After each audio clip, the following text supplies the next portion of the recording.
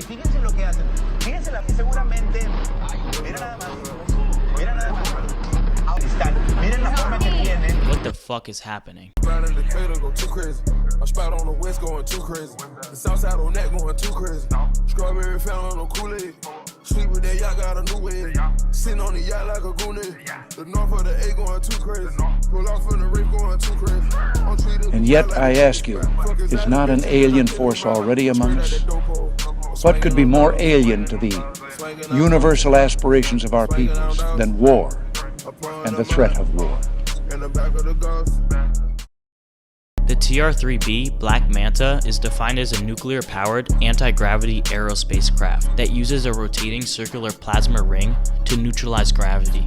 While the mainstream stays silent, 100% non-AI verified videos are leaking out of Mexico right now, showing these black triangles loitering in silence.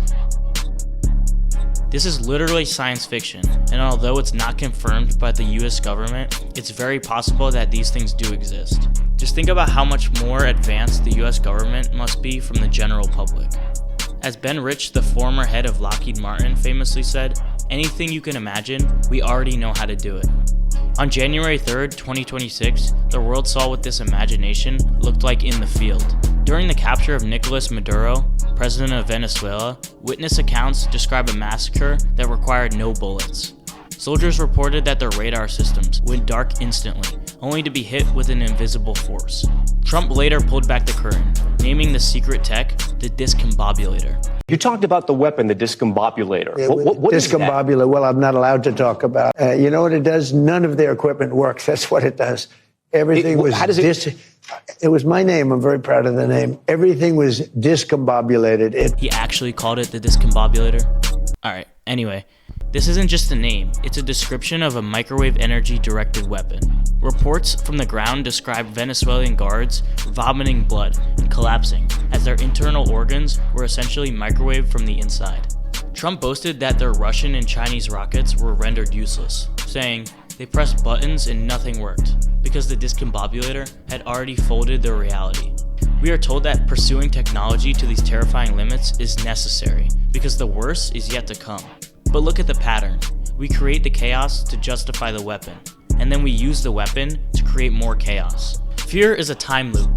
By making decisions based on the suspicion of a dark future, we ensure that the dark future arrives exactly as planned. This isn't just geopolitics, it's a personal trap. Søren Kierkegaard called this anxiety the dizziness of freedom. When you look into the abyss of what might happen, you get dizzy and fall right into it.